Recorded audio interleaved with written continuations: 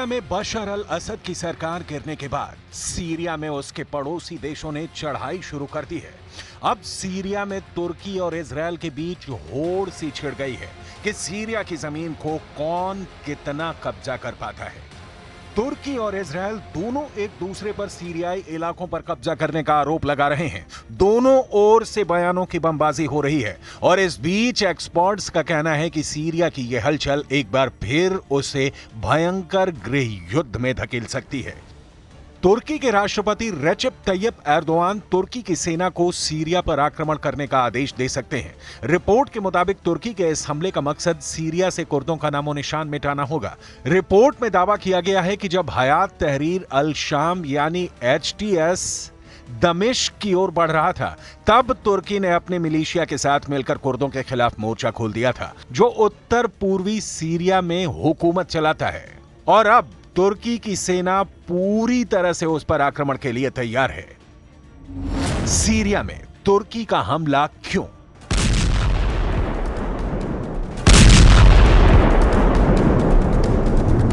दमिश्क पर जुलानी का संगठन HTS काबिज हो चुका है। राष्ट्रपति असद के सत्ता से बेदखल होने के बाद HTS ने तुर्की और उसके मिलिशिया सीरियाई राष्ट्रीय सेना SNA के साथ हाथ मिलाकर कम से कम 3 जगहों पर कुर्दों के खिलाफ हमले तेज कर दिए। कुर्द सीरियन डेमोक्रेटिक फोर्सेज यानी SDF के शीर्ष कमांडर ने चेतावनी दी है कि अगर तुर्की HTS गठबंधन अपने हमले जारी रखता है तो देश खूनी गृह युद्ध के एक और दौर की ओर आगे बढ़ सकता है। वॉल स्ट्रीट जर्नल ने अमेरिकी और कुर्दों के हवाले से एक रिपोर्ट छापी है, जिसमें बताया गया है कि तुर्की की सेना और मिलिशिया कुर्द नियंत्रित सीरियाई इलाके के साथ तुर्की की सीमा पर आक्रमण के लिए जुट गए हैं। सीरिया में इस्लामिक स्टेट के खिलाफ युद्ध में कुर्द बल अमेरिका के मुख्य सहयोगी रहे। हालांकि तुर्की सीरियाई कुर्दों को दुश्मन मानता है और SDF को कुर्द समूह PKK के बराबर मानता है, जिसे वो तुर्की के अंदर विद्रोह के लिए दोषी ठहराता है और एक आतंकवादी समूह मानता है। वर्षों से तुर्की AANES यानी कुर्दों के कब्जे को सीमित करना चाहता है और उन्हें तुर्की के बॉर्डर से दूर धकेलना चाहता है। इसीलिए सीरियाई कुर्दों पर हमला जारी है। तुर्की का तोपखाना कमांडो है तैयार। वॉल स्ट्रीट जर्नल ने यह रिपोर्ट वरिष्ठ अमेरिकी अधिकारियों के हवाले से छापी है, जिसमें बताया गया है कि तुर्की ने सीरिया के बॉर्डर पर अपने कमांडो और तोपखाना सहित अपने सेना और मिलिशिया को तैनात कर दिया है, जिससे लगता है कि तुर्की ने सीरिया पर बड़े आक्रमण का मूड बना लिया है। यह रिपोर्ट तुर्की और कुर्दों के अमेरिका की मध्यस्थता में हुए युद्ध विराम के टूटने के बाद आई है। वहीं फॉक्स न्यूज ने रिपोर्ट किया है कि तुर्की ने कुर्दों को बताया है कि युद्ध विराम समाप्त हो गया है और कुर्दों से कभी भी उनका युद्ध छिड़ सकता है। ऐसा इसलिए हुआ क्योंकि कुर्दों ने कोबानी को लेकर तुर्की के प्रस्ताव को मानने से इनकार कर दिया। तुर्की के आक्रमण की तैयारी से कुर्द सजग हैं। विदेशी मीडिया वॉल स्ट्रीट जर्नल के मुताबिक SDF के एक आला अधिकारी इल्हाम अहमद ने अमेरिका के नवनिर्वाचित राष्ट्रपति डोनाल्ड ट्रंप को एक चिट्ठी भी लिखी, जिसमें बताया गया है कि तुर्की का लक्ष्य आपके पदभार ग्रहण करने से पहले हमारी भूमि पर नियंत्रण स्थापित करना है, जिससे आप हमारे क्षेत्र के शासक के रूप में उनसे जोड़ने के लिए मजबूर हो जाएं। अगर तुर्की अपने आक्रमण के साथ आगे बढ़ता है तो परिणाम भयावह होंगे। तुर्की के आक्रमण से अकेले कोबानी में 2 लाख से ज्यादा कुर्द नागरिक विस्थापित हो जाएंगे, जिनमें कई ईसाई समुदाय भी शामिल हैं। तुर्की लगातार कुर्दों के खिलाफ एक्शन ले रहा है। कुर्दों के 3 ठिकानों पर तुर्की का हमला। 7 और 8 दिसंबर को NSA ने मंजीब में कुर्दों पर हमला किया। NSA ने कोबानी में SDF के खिलाफ हमला किया। HTS ने डेयर एजोर को कुर्दों से कब्जा कर लिया।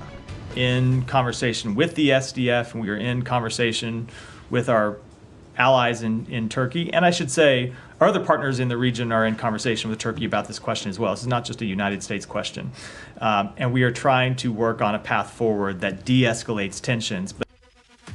विदेशी मीडिया फॉक्स न्यूज के मुताबिक तुर्की के इन हमलों ने कुर्दों को भीतर तक डरा दिया है और उन्हें अपने सफाई का डर सताने लगा है।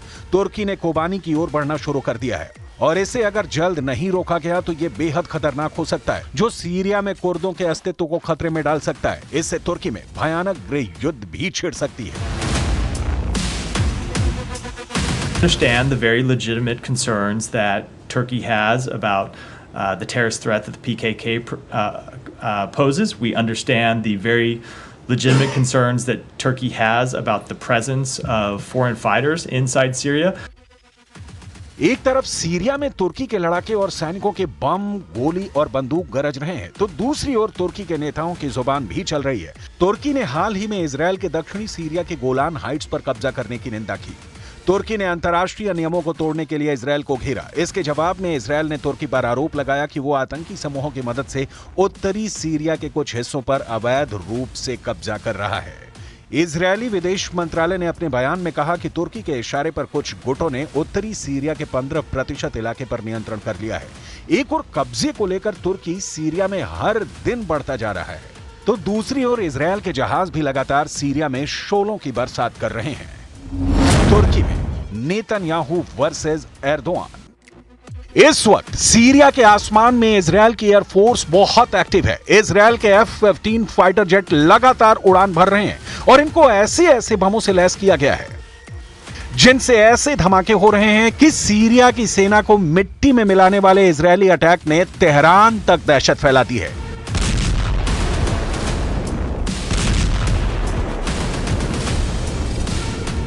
इन हमलों पर जुलानी की भी मुहर लग चुकी है, क्योंकि जुलानी ने ना इसका विरोध किया और ना ही इजरायल से युद्ध करने की ख्वाहिश जाहिर की है, बल्कि ईरान और हिजबुल्लाह को अपना सबसे बड़ा दुश्मन बता दिया है। تخوفات عندهم ان شاء الله، البلد رح تنبنى، خوف كان من وجود النظام اليوم زاد الحمد لله، بالعكس البلد رايحه للاعمار ان شاء الله، ورايحه للاستقرار الطويل، تعبت سوريا من الحرب، فهي مو جاهزه ابدا لتدخل في الحروب ولا ناويه تدخل في حروب اطلاقا، على العكس مصدر القلق كان فيها هو تواجد ميليشيات الايرانيه وميليشيات حزب الله، ووجود النظام نفسه اللي قام بالمجازر اللي شايفينها اليوم. इजरायल के इन धमाकों के साथ सीरिया में जुलानी का ऐसा तूफान आया कि उस तूफान में ना सिर्फ बशर अल असद की सरकार उड़ी, बल्कि असद की मदद करने वाले पुतिन और खामनेई का मजबूत खूंटा भी उखड़ गया। जुलानी ने सीरिया में ऐसा जाल फैलाया कि इस जाल में फंसे रूस और ईरान की सेना को सीरिया से भागना पड़ा। जुलानी का जाल बुनने वाले तुर्की और इजरायल इस वक्त बहुत खुश हैं। जुलानी का जाल इतना मजबूत बताया जा रहा है जिसकी जद में अब कई और अरब देश भी आ सकते हैं। डर है कि इसमें जॉर्डन के राजा किंग अब्दुल्ला भी फंस जाएं और जुलानी का अगला टारगेट जॉर्डन बन सकता है। खौफ सऊदी अरब में भी बढ़ चुका है। यही वजह है कि सीरिया में तख्ता पलट से पहले सऊदी अरब के क्राउन प्रिंस ने बशर अल असद की तरफदारी में कई बातें भी कही थी।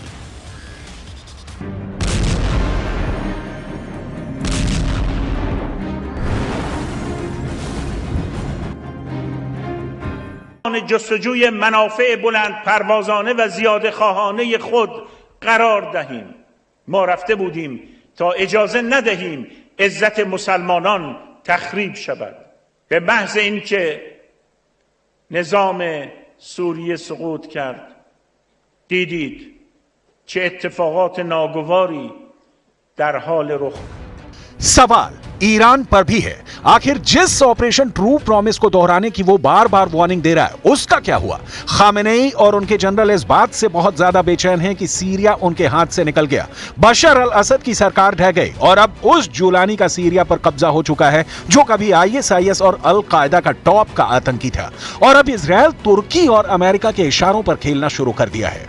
नेतन्याहू ईरान के इस दावे की तरफ इशारा भी कर चुके हैं।